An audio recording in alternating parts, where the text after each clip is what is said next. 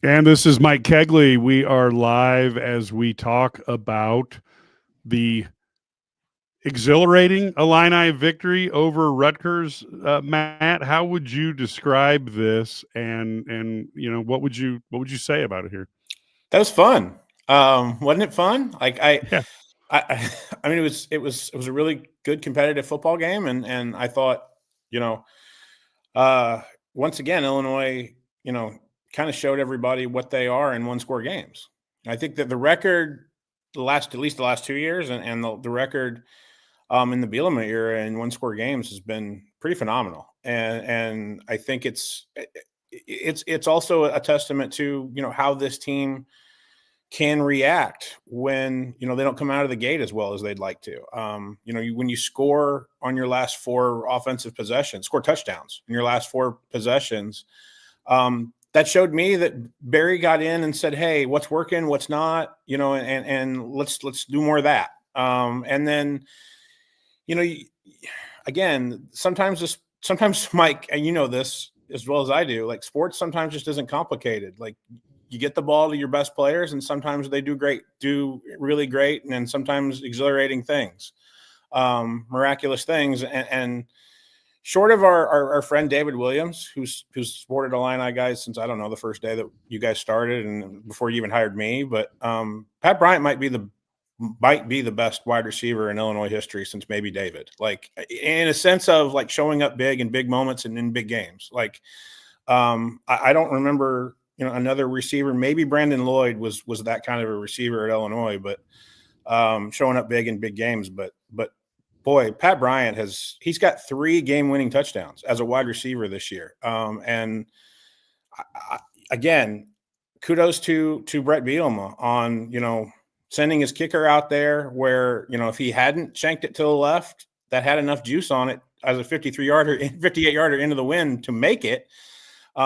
Didn't like the look of it, so he decides to put his offense back out there. And sometimes second guessing yourself works. And in that case, I've never liked, we can talk about this if you want to, but I've never liked the timeout to ice the kicker. I've never liked that. I play golf, and if you give me another ball, like to hit the green on a par 3, I'm going to take the second ball. Like, I'm always going to think that if you give me a practice ball, I'm going to do the second one better. And I've never liked it.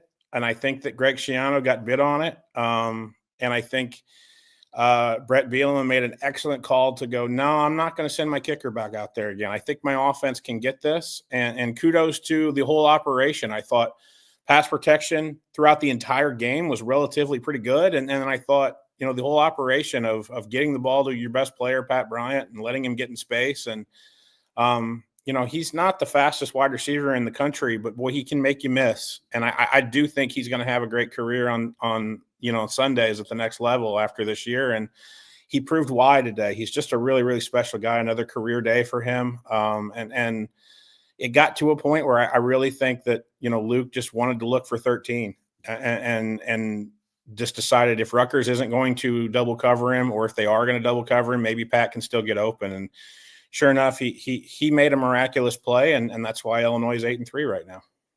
yeah, and I'll be honest with you, Luke didn't seem to have it as normal as he would, and yet he found a way to use his legs to compensate for the fact he just was a little out of rhythm or something. Yeah, I think the wind really bothered him. I also heard, and it makes a little bit of sense. I don't know when this could have happened, if it was before the game even, but maybe when he took a shot. Brett Bielema seemed to indicate in the post-game interview that Luke was playing hurt, or at least not 100%. That might have bothered him a little bit. So you take that into consideration. But that kid's got moxie. That kid's got guts. I mean, this is his 5th game-winning touchdown drive as an Illinois quarterback, and he hasn't completed 2 years as a starter at Illinois. So he has that ability to just kind of, when the game needs to be slowed down and he needs to be a veteran leader, he can do that. And he has the ability and the trust. The offensive line guys really like him. Helps when you buy their NIL shirts voluntarily. But the Pat Bryant loves him. Zachary Franklin loves him. Luke's a leader. He didn't get voted captain, but Luke's a leader, and has the ability to never think that if Illinois has the ball last, Illinois might not win. And I think this year has exemplified that when he's found Pat Bryant at Nebraska in overtime, he's found Pat Bryant against Purdue in overtime, and now he's found him today. He kind of said it in the Peacock interview. He was like, I'm just really thankful to have Pat Bryant on my team, because if I throw him the football, great things are going to happen. And sometimes sports is really that simple. And kudos to, some guys that have taken some shots. Bart Miller's offensive line has taken some shots, sometimes rightfully so. I thought the pass pro and actually the run blocking, especially in the second half, was pretty solid. And I thought the guys up front really did a good job of giving at least Luke enough time to make plays in the pocket. And if you give Luke time to make plays in the pocket this year, he's been able to find guys that can make plays. I thought it was also, obviously, we talked Pat Bryant, 197 yards in receiving, which in terms of the single game puts him up to 7th, knocking Mike Sherrard back. Now he's right behind Isaiah Williams, who ironically had 200 yards just almost a year ago this month. Of course, this month, yeah, and of course Casey, or 2 years ago this month, and of course Casey Washington. I'm sorry, they both had stuff. So Isaiah's Yes. 5th at 200 yards, and that was in 11-4 of last year. And then Casey Washington on 11-25 had 218. So you get 3 teammates who were all on the same team now are stacked there. It shows that while Brett Bielema, of all things you expect to see the great running backs, and he's managed to put together a hell of a wide receiver room as he's at it. George McDonald did a hell of a job just coaching that unit, right? Because Casey wasn't a George recruit. Isaiah sure wasn't a George recruit, but they developed that room, and then Stepp did a really good job this year of developing that room with guys like Bryant, guys like Franklin, and then you guys got guys like Colin Dixon. Alex Capra-Jones makes another big play, and the development of Hank Beatty has been a big lift for Illinois this year, especially in this month. But no, I think look, Casey Washington got drafted because of what he did in November last year. Let's just be real about this. Like, he finished the way you want somebody to finish as a veteran. Pat Bryant's doing exactly the same, except he's been doing it all year. And the way that he's been doing it late in these games, it just kind of shows you what kind of leader he is, the reason he was voted one of the co-captains. And one of the reasons why when Justin Stepp took this job, he realized his first year was going to be a lot easier than he thought it was going to be because of guys in that room like Pat Bryant. When you have guys like Isaiah Williams and even Casey Washington walk out of that room, and then you lose your position coach, like Stepp walks into that room and then looked at Pat Bryant and went, oh, well, he can coach these guys. I don't really have, I don't really have to do much. I can focus on the younger guys, which is what he's kind of done. Yep. Because he knows Pat Bryant and Zachary Franklin are going to do their job. And that's a big, what Justin Stepp's really had to worry about is making sure that Pat Bryant and Zachary Franklin are healthy, and which we're going to try to find out about Zachary Franklin after this game, but just have gas in their tank at the end of games. I thought he did a really, really good job of kind of making sure that Pat Bryant, I'm going to love to see the snap count, but I think he took Pat Bryant out occasionally, even on the drives where they scored in the second half, so that he could have gas in the tank for the last couple of drives, and he needed it. And even on he got targeted, Mike, I think, what was it, like 7 times or like 9 times? I mean, if you target Pat Bryant, usually you get a completion, right? I mean, the efficiency there is just so high. And that's the mark of somebody who should be playing on Sundays next year, and probably will be playing a significant amount on Sundays next year. And I think it's a testament to a 4-year player that has finally blossomed into one of the better receivers in the Big Ten. He's going to be an all Big Ten receiver. It's just a matter of what team he gets on, because I think he's made a deserving case to be one of those wide receivers next to, an unbelievably talented freshman at Ohio State, to be possibly an all Big Ten first team wide receiver. Yeah, I totally agree with you. And if you look at what defenses are doing to stay up with him, I think that's a huge, testament. Yeah, testament to what he does. I also thought the interesting thing is Illinois got themselves in a lot of second and longs today. Yeah. is that just a matter of maybe just being willing to throw more on first down? Is what is that? Because a lot of people are, a lot of people reflexively say, well, if we didn't call as many running plays on first down, everything would be better. I'm not certain if it's quite that simple, but I wanted to get your thoughts on that. Today, it's not. Today, it's called they had a penalty on first down, and that set them back. And then suddenly, if you gain a little bit on second down, still it's second and a lot. They had a lot of first down. I'm going to go back probably and look. I would have loved if you'd have given me this question 5 minutes ago, because the penalties on mostly came on early downs. And the fact that Illinois ended the game, what did they end the game? Hold on one second. They ended the game. They ended the game 4 of 10.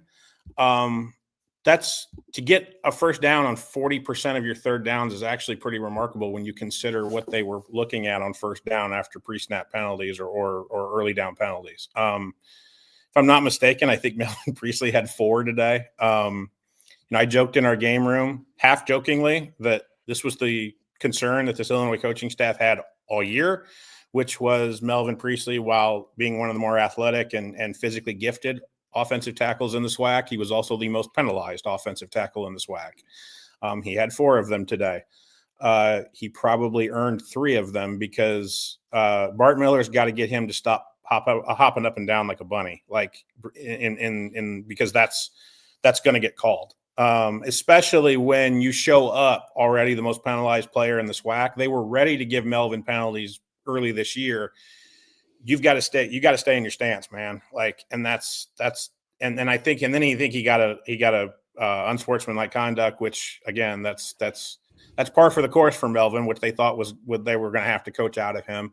He's done a better job this year overall. He got caught. It happens on the road a lot for him too. I think when the environment isn't, pristine for him at home, he tends to kind of get a little rattled. But it was the pre-snap penalties, and it wasn't just Melvin. It was a holding penalty here, and a offensive false start. Pat Bryant gets as awesome of a game as Pat Bryant had. He had that false start as a wide receiver, which you just can't do. So I think Illinois ended up with 12 penalties today. My God, I think almost all of them, if not all of them, came on early downs. So that's why they were back up today. It wasn't a whole lot of, hey, let's run it up the middle and make it 2nd and 9, 2nd and 8. It was, hey, let's run the football and get something so we can make it 2nd and 12, because we're already at 1st and 15. So that's what Illinois was fighting against mostly in the first half, was just getting out of their own way in the first half, and trying to figure out a way to sustain drives, because I really think, I think Rutgers, I thought I saw something where Rutgers had the ball for 20 of the first 30 minutes of the first half. And the reason that is because Illinois goes through either 3 and out or 4 and out, and because they just got themselves behind the chains. And that's something that you can look at on film and go, guys, it's November. We can't be doing this anymore. It's also a team like Illinois, who's one of the more least penalized teams, not only in the Big Ten, but in the country. So that was way out of character. It happens more on the road than at home for Illinois, but it really was out of character today for Illinois. Yeah, I thought we were very fortunate, because if this game doesn't have the last minute heroics, we're talking about a missed extra point and 11 penalties as costing you the game. Correct. And so as a coach, I would have much preferred to win a game and be able to lecture about stuff than to lose a game.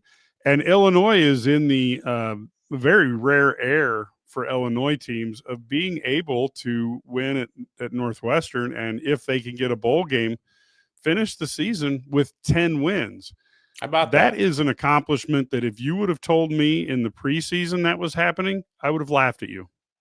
Yeah, I was trying to figure out a way. I think a lot of Illini fans, how Illinois was going to get bowl eligible, right? They did that by Halloween. I thought 5-7 to 7-5 was possible, but that you needed some good fortune to make that happen. And Illinois has made their good fortune in late games, and knock on wood, they haven't had a lot of serious injuries. Correct. And I think that, again, I've been pretty consistent about this. We did the preseason pod. Like, what was my answer, Mike? Tell me what the score of the Kansas game is, because I thought the momentum of the year was just going to fly for Illinois if they could get by that with a W. They did, and then they got bowl eligible by Halloween. And then this team, again, the one, if you want to do like a whole season thing, like the one stub your toe was Minnesota, right? God help everybody if Illinois was sitting here right now with 2 losses to Penn State and to Oregon going into this last week of the regular season. We would all be thinking about, if somehow, some way Indiana lost the bucket, Illinois is the 4th Big Ten team in the CFP. And we're all trying to, what we would be doing, quite honestly, Mike, is we'd be trying to put Illinois' resume up against some of those 2-loss SEC teams and go, how does our resume look any worse than yours? You know what I mean? And so, but they did. But I felt like this team really did a good job of figuring out a way to again, escape with a win, a Big Ten road win. It's second of the year. Those are really, really hard to come by. Brett Bielema knows how hard those are to come by. And I thought in the second half, short of the final touchdown drive by Rutgers, both sides of the ball made really critical adjustments at halftime that allowed Illinois to make a comeback. They were only down 9 at the half. Make a comeback and look like a team that was a veteran football team that had every right to win this football game. And I give kudos to everybody on that coaching staff for being able to make those adjustments and look like a quality football team. I really thought, Aaron Henry made some quality adjustments to what Rutgers was doing well in the first half against his defense. And again, short of that last touchdown drive, I thought Illinois' defense really bowed up and played quite well. I thought Illinois' offense was spectacular. Again, 4 touchdown drives in their last 4 drives. You can't do any better than that. And I thought, again, sometimes it's as simple as getting Pat Bryant the ball, but I also think they slowly but surely found more and more confidence out of their quarterback, who, as the game went along, at least figured out a way to get yards, and whether it was with his legs, he led Illinois in rushing today, or with his arm, trying to find guys like Pat Bryant or, a Hank Beatty in big spots to move the chains. Yeah, I look at this team now. They've got an opportunity potentially to run into a Mississippi State in the Citrus Bowl, and of course, as we see in college football, Mississippi State's not bowl eligible. Trust me. I'm sorry, I meant Ole Miss.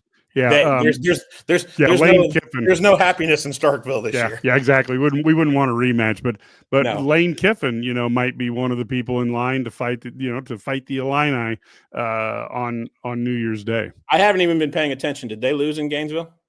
Yes. Okay, then yes, then yeah. And quite frankly, Mike, again, you're playing a zombie Ole Miss team. Like I've told you before, you win that game at Wrigley Field, which, Mike, we all know, and I don't have a problem saying this, that's going to be an Illinois home game. 2 out of every 3, and I think I'm being generous, are fans in Wrigley Field are going to be wearing orange and blue. That's just the way that game works, especially when it's at a neutral site like Wrigley Field. That's the way it works. So if it's a pseudo home game for Illinois, you win that one, and you're playing a zombie SEC team. Now, I think Illinois might have some opt-out guys too, but the amount of opt-out guys on that SEC bowl game and Citrus Bowl game that guys that aren't going to play, you might see what happened to Florida State last year, where I think they had somewhere in the neighborhood of 40 to 45 guys opt out of that game. It might be that bad, where you're playing, in terms of scholarship football players, you're playing essentially a in terms of numbers, an FCS roster. Because it's for Mike, you got to understand, for the top end of that SEC, it's all been about making the playoff. And if they don't make the playoff, we're done. We're going to go play professional football, or we're going to go in the portal again. Right. I think that's a really good matchup for Illinois, playing any zombie SEC team that doesn't make the playoff. And if you're Illinois, you know how Brett Bielema feels about these things. He'll figure out a way to motivate his guys to try to get that 10th win. And that would be a miraculous thing for Illinois, not only for this year, but I think going into this offseason that Brett Bielema needs a lot of momentum going into what I think could be a really, really good 2025. Because, Mike, let's not forget, Illinois is one of the younger teams in Power Conference football this year, with a roster of a lot of veteran leaders, but a lot of guys that are going to play a lot next year that are, sparingly getting a lot of playing time this year. Well, especially when you take a look at Illinois was projected this year as a 13th, I think, in the Big Ten was around where they were projected. Everybody had them at like that 5 to 6 win total. Everybody. Yeah, and then if you look back at the history of Illinois football, they have a whopping 3 seasons of 10 wins. Coming in 2001 when they went 10-2, sure. Coming in 1989 when they went 10-2, and coming in 1983 when they went 10-2. To have Brett Bielema take a team that was projected between 5 and 6 wins and to end up with 10 victories, hell, 9 victories, but even 10 is nothing short of amazing. Now, of course, the national guys don't care because it's Illinois. But I would say that probably if I was going to do a coach of the year, and this is why I think there's 2 candidates that I would put out there. Okay. One of them is obvious, Curt Cignetti. Yeah. The next one is Billy Napier, because he had the hardest schedule that anybody's ever seen. Oh, you're talking about national. Okay, yeah. National. And I'll be honest with you. I mean, Billy Napier, if he gets this team to 7-5 this year, against that murderer's row that he's faced, that is amazing. And then Cignetti going 11-1. I'm assuming I'm gonna tell people I'm assuming they're gonna beat Purdue. Him going 11-1. Yeah. I don't know that you could give it. I don't know you could take it away from Cignetti, but Napier is there. And then I think Brett Bielema, with what he was projected to do, would be another guy that you would have to think about. But it's Illinois. It's not that exciting. It's not that cool. It's not that sexy. Yeah, I thought you were just talking about Big Ten, and I think there's 2 in the Big Ten. Obviously, it's Sig and Bielema. I think if Indiana makes the playoff, you give it to Sig, but I think Bielema makes a hell of a case if Sig didn't exist, right? Yeah, but unfortunately, Sig was predicted at 17th, sure, right ahead of Purdue, sure, and of course, right? Yeah. So I mean, I can't try to talk out of that. I think you're right. Whether or not the national guys want to recognize, like Brett Bielema and this staff have done a hell of a job. And that includes his guys like Barry Lunny and Aaron Henry. I think they've done a really, really good job of improving this team throughout the course of the season, through improving this team throughout the course of games. And I just think that this staff that has come together, has done a really, really good job. And I think you've seen some guys start to play. One of the things you'll see it in my film review, which will get out a little earlier because I'm for various reasons. I thought one of the second half adjustments that was really, really smart was, look, Gabe Yakus is going to play on Sundays. He's not equipped to cover the quarterback option. Good news is that on Sundays, he's probably not going to see the quarterback option.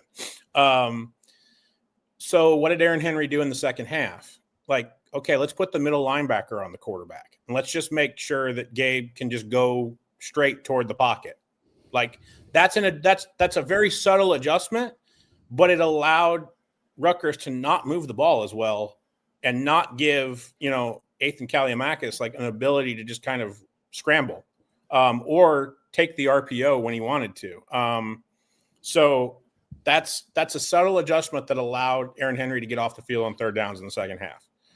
That's him. That is him improving from year 1 to year 2 as a defensive coordinator. And that's what Brett Bielema was talking about in August in Indianapolis at Lucas Oil when we were talking to him of like, look, I'm just looking for improvement. And I've seen things in Aaron that give me hope that there's improvement there. And you've seen like the Michigan State game plan, what he did against Michigan, what he did in the second half, I thought today, again, minus the last drive of the game. But even in the last drive of the game, Mike, like, again, I did it in my film review last week where people are so frustrated with Aaron Henry when he only rushes 3. Well, what did he do in that last drive, Mike? He rushed like 4, 5, 6, like, and just came after that guy. And they made pitches and catches against one-on-ones, like a lot of. And I'll be honest with you, the disappointing thing was they had a hard time getting to the quarterback, even when they were doing 6. And then, look, as a guy who played defensive end back in the ancient, the early Ice Age, Sure.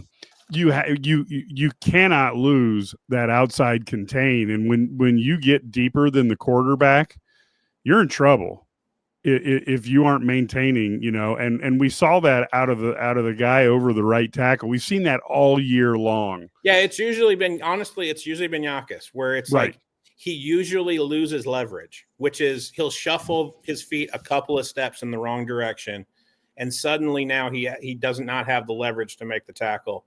Again, moving laterally is not what he's really, really good at. And the good news is that on Sundays, nobody is going to ask him to do that. It's going to be, hey, Gabe, go get the quarterback. Like, right. And that's going to be to his benefit on Sundays. Right now, I think Aaron Henry has figured out, okay, at least he did in the second half. Why don't I put, James Kreutz on the quarterback, and then you just make sure that if it's a inside run on the RPO, Gabe, you go snuff that out, which he's really, really good at. But holding containment on the perimeter, that's not Gabe Yakis's best trait. And part of being a really good coach, like this, is to say, okay, you're a really, really good player, but you don't do this really, really well. I need to stop asking you to do it. If you don't do it really, really well, and I'm a coach and I'm continually asking you to do it, at some point it's not on the player, because some people just don't have skill sets that allow them to do certain things. It doesn't make them bad players. Gabe Yakis is certainly not a bad player. What I'm really happy about is what Luke Altmaier and Pat Bryant, and quite frankly, Brett Bielema was called to put the offense back on the field, does is it allows Gabe Yakis's personal foul penalty to not be the deciding factor of this football game, because that's unfortunate. Gabe can't do that. He knows he can't do that. That's stuff that we saw last year. And it can't happen. But I really don't like it when guys are kind of put on that kind of put into the woodshed per se, because they did something in a split second that was really stupid. And so kudos, because again, like you were saying, Mike, you get to teach this off of a win, and that's always better than trying to figure out how you're going to get home from New Jersey after a loss like that. So I'm just really happy that somebody who's a really, really good player, and quite frankly, one of the better defensive players in that building, doesn't have to live, at least for a week, with you're the reason we lost this football game. Right. Yeah. And so that's why I'm happy for him, because I know he's a really, really good player, and it's his penalty, quite frankly, was a little out of character for Gabe. He's usually not. Well, like and if it wasn't that, Matt, it would be, we can't miss extra points. If it wasn't that, we can't have 11 penalties in a game. The missed extra point was weird. Like, I mean, I don't mean to say that it was it was a bad snap, but Hugh got it down. David just shanked it. I agree. I think he knew it when he did it, and it was out of character for him, right? It was that was weird. He even gave that look of, man, that was weird. So I know that look well, Matt. That's me off the tee, and I look at the shot and I go, "Wow, that was really weird." I've had that look before, and it's like I don't even want to look at that on video, because there's not much to correct. It's like that was just really bad. And I haven't seen David look that bad on a field goal, not even in preseason practice that we're allowed to watch. He's never looked that bad. It's almost like he almost slipped, because the wind really isn't going to affect the college point after attempt. He wasn't really affected by that. The snap wasn't. I mean, it can. I was talking to the special teams coach this week about Robbie Disher about this. If the snap's bad, it can actually freak the kicker out because it just disrupts the whole pacing. The whole operation, pace is right? off. Yeah. Right. I don't even know if that happened because, like, I just feel like he took a really weird step and almost slipped and then just shanked the thing to the left. But that was really weird.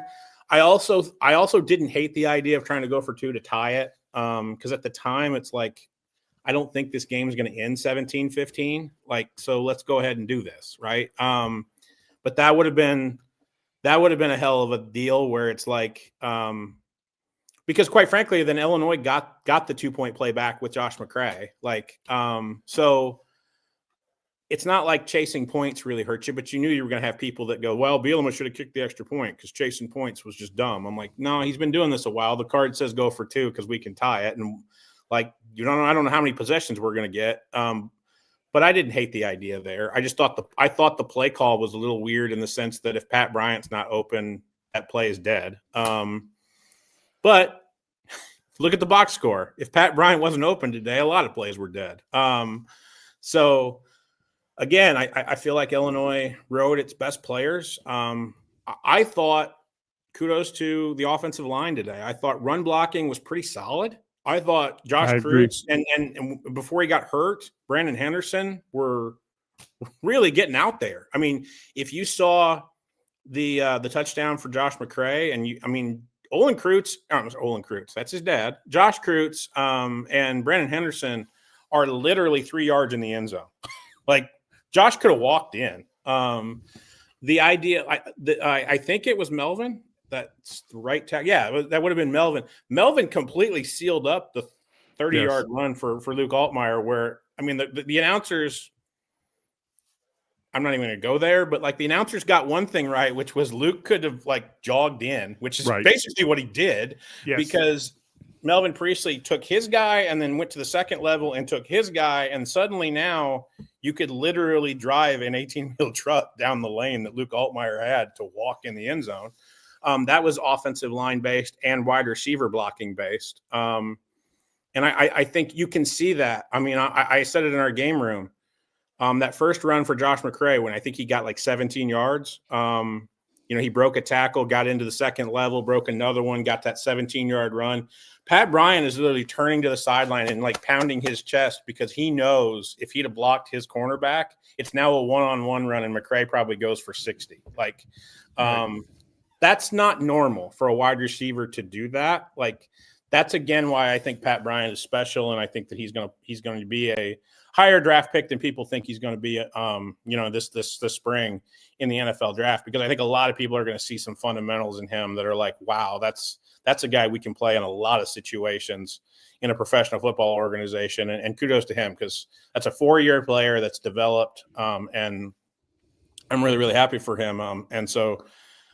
Kudos to him for making one hell of a play at the end of the game that I think goes down as maybe with the Isaiah Williams catch of last year at Minnesota, one of the better pitching catches in Illini history in a long time. Yeah. Yep. Well, hey, look, we're going to wrap this one up now, folks. We will still be going live again in a few minutes at the end of the basketball game. And then you won't have to hear or see me for a few days. So be thankful on that.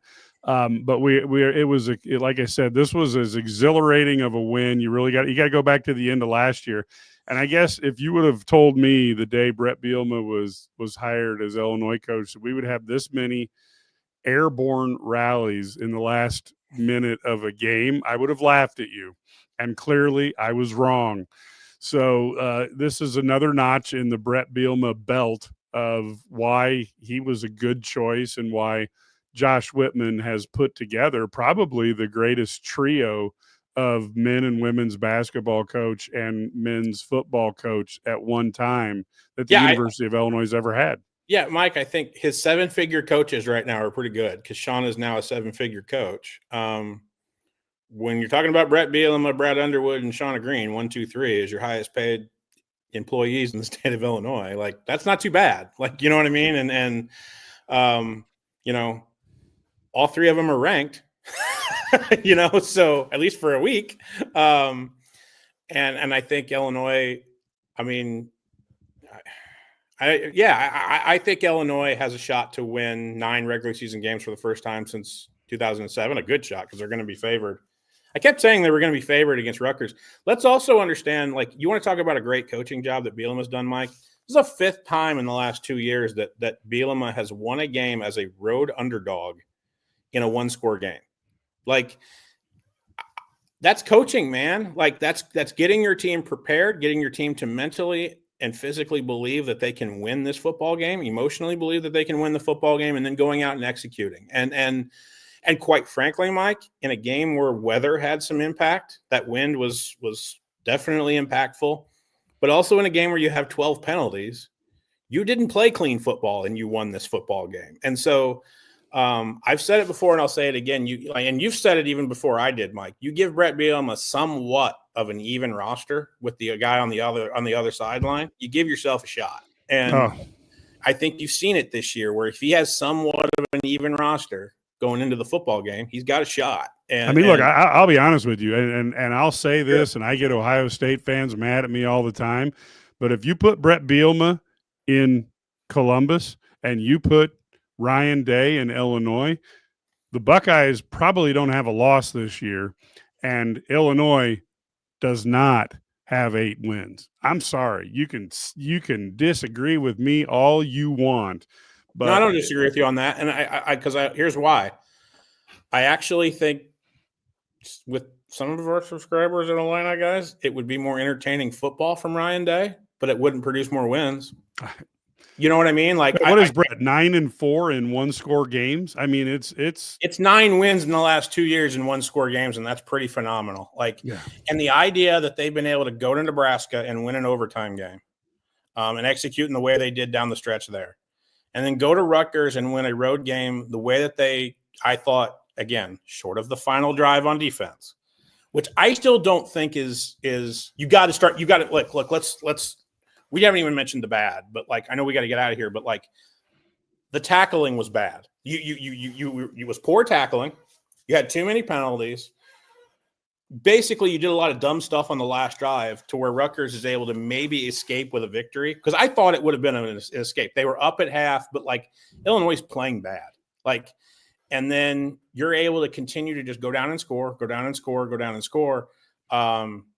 But I thought the defense really rebounded in that third quarter. I agree. And allowed Illinois to get its offense in gear and then take the lead with 3 minutes left to go. My thought is that if Illinois plays a cleaner brand of football, I think Illinois is leading at half, and I think that Illinois is comfortably winning this football game. But you also saw the ability for Illinois, whether it's with Altmaier, whether it's with Josh McCray, whether it's with Aiden Lawfrey, whether it's with Khalil Valentine, get the running game going a little bit, like and allow Illinois to get into second and manageable. Like you saw Brett Bielema at halftime go, we got to be able to run the ball. Well, that doesn't have to be with your 3-headed monster at tailback. That can be with Luke Altmaier. They figured that out. Like, kudos to Barry to figuring out how to get into third and very productive third down situations. Kudos to Barry for figuring out that Pat Bryant needed the football a lot more because I didn't think he got it enough in the first half. And again, kudos to Luke Altmaier for having, that's, again, 5 game-winning touchdown drives for him, and he hasn't been here a full 2 years. Like, that's impressive stuff. Like, and imagine what he could be like as a third-year starter in 2025. But, like, right now, I think he's one of the better quarterbacks in the Big Ten. Yep. Flat out. And so, I think it's funny, Mike. I didn't know that under Brett Bielema they were going to have one of the better quarterbacks in the Big Ten. I didn't know they were going to have one of the better wide receiver rooms in the Big Ten. Didn't know that they were going to not be able. Didn't know that they were going to be. Oh, here's another one. Is that I don't want to get out here without mentioning this. Another guy that's going to play on Sunday, Mike, is T.Y. Edwards. I'm telling you right now, like, that guy made a difference in the second half because he was in Ethan Kaliamakis' kitchen every time he got a vertical pass rush, like as the nose tackle. That's Johnny Newton stuff. That's what Denzel Jackson was doing last year. That's what Calvin Avery was doing in his last year under Brett Bielema. Again, NFL defensive line coach Brett Bielema has gotten that group to play, I think, above its head a little bit, especially like a T.R. Edwards that's going to get drafted. I thought they changed the line of scrimmage, especially in that third quarter. T-Raw had a great game. I thought he was going to block a Rutgers extra point, and I think T-Raw's really ticked off he didn't do it. Because I think he could have tackled the kicker if you go back and you watch it. But he's going to play on Sundays, and that's an unbelievable development story for Terrence Jameson's group. But I think Illinois – the other thing, Mike, that it does quickly, and we'll get out on this, is that I think this ends the narrative that Illinois is bad in November under Brett Bielema. They've now won 2 games back-to-back in November, and they're probably going to win 3 in a row. And this is going to propel Illinois into an offseason where November in 2022, we know what that was. We know what November last year was. That's why they didn't go bowling. This year's group of veterans and this year's group of leaders is just different. And I give them a lot of credit for not letting it be 3 years in a row where, you're kind of, you're running on fumes at the end of the year. Brett Bielema's claim to fame when he took this job was that Illinois was going to play its best football in the last month of the year and games at the end of the year. And I think in 2024, they're doing that. Yep, and that's a good positive way to end that. Folks, if you want to be a participant, you want to enjoy Illini sports a little bit more than just reading things, go to IlliniGuys.com. We'll give you plenty to read. We'll give you plenty to look at. But more importantly, with those message boards, you get the chance to interact with Matt, Ked, Brad, Larry, myself, plus thousands of other Illini fans across the country, across the planet. And it's a lot of fun. We want to get people there. $99 a year. The price has not went up at all since then. We will be back in a few minutes with our basketball live Eye on the Illini as you guys get all mic all day. I don't know what you did wrong, and I apologize for it ahead of time. But until then, go Illini.